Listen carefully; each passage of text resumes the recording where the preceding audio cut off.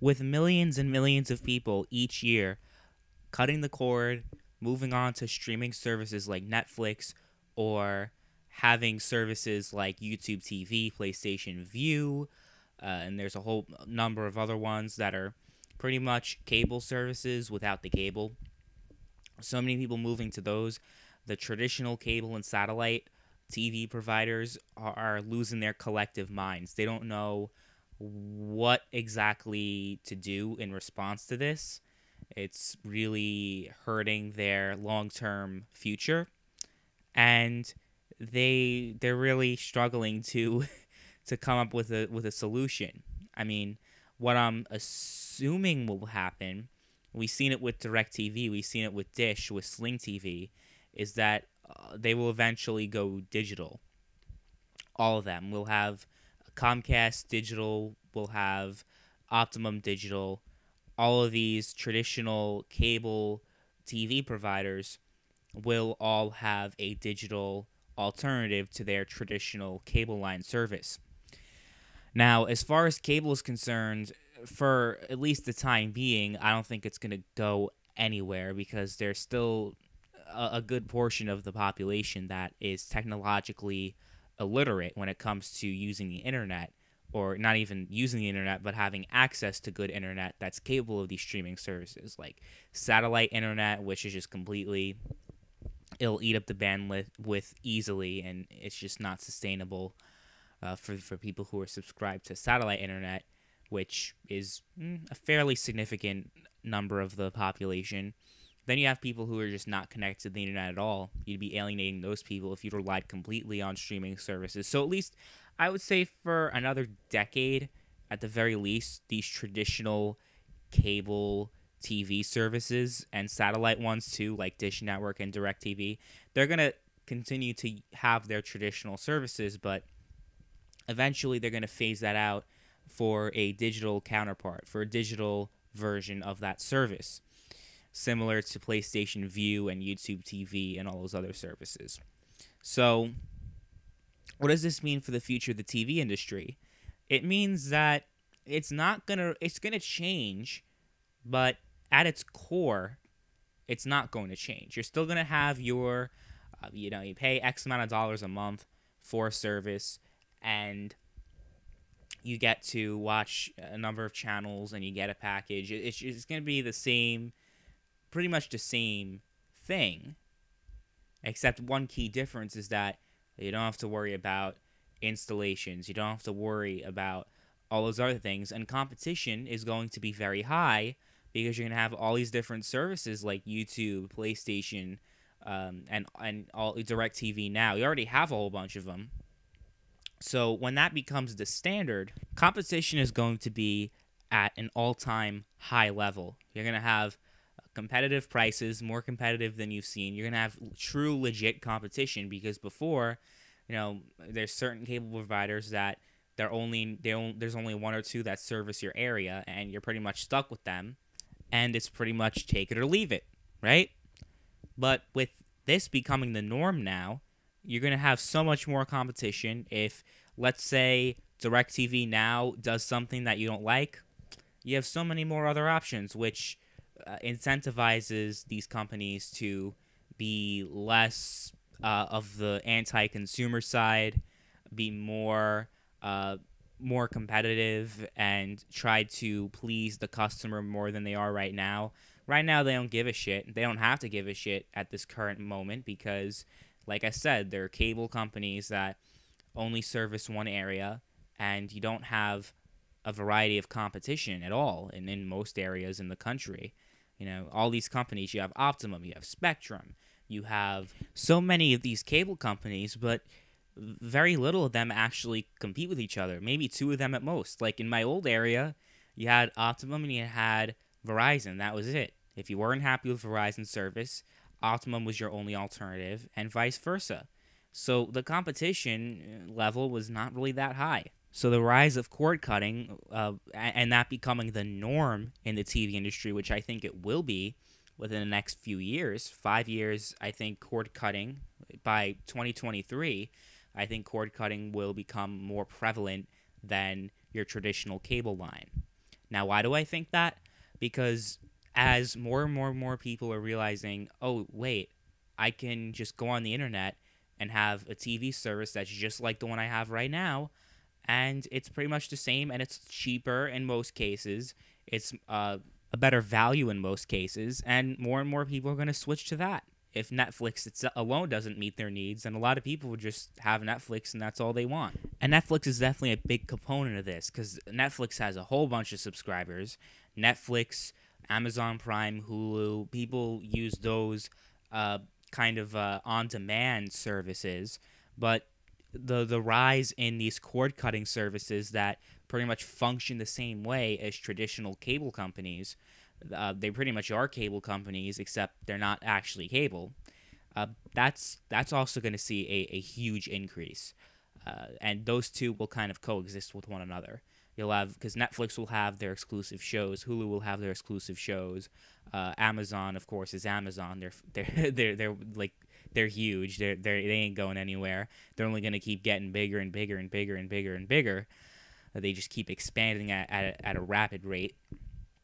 But as far as PlayStation View, YouTube TV, and those other services, Sling TV, they are going to see a huge boost in subscribers when people realize that these services are a better value to them than the other ones. You know, you just need internet. You don't need a landline. You could just use your cell phone, and you don't need anything else. You just need an internet connection, and that's it. For the people who don't have an internet connection, that option will be available to them, I believe. That will happen until the online infrastructure gets better over the years. More people have better internet connections. But as far as internet is, with ISPs, that's another concern I have. I can't predict it because I can't predict if a Republican or a Democrat is going to get into office. I assume if a Democrat gets into office, then perhaps net neutrality can be reinstated. And yes, I'm talking about net neutrality because, look, net neutrality is going to play a big role in not only the future of the internet, but the future of the TV industry, especially the future of the TV industry, because it's going digital, it's going all online.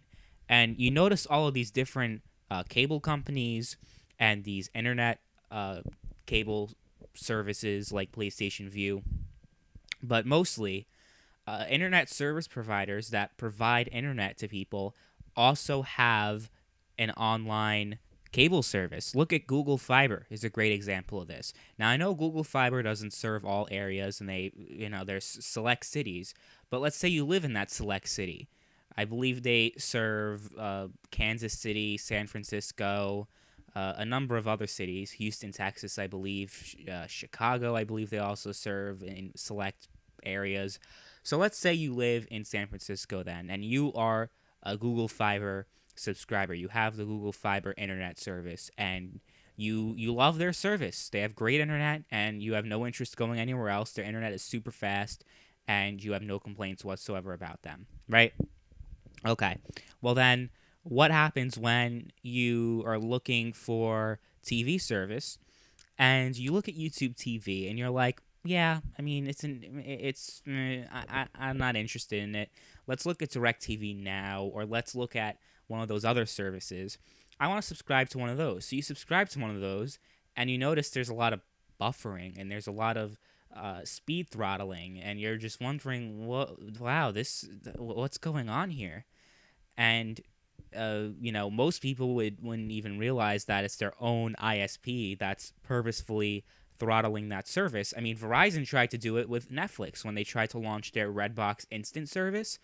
They did throttle Netflix's speeds until there was enough backlash for them not to do that, and eventually they got rid of that service, so it didn't matter in the long run. But you see, it's happened before, and it will happen again, especially when we see these companies rise, when we see the rise of digital TV services.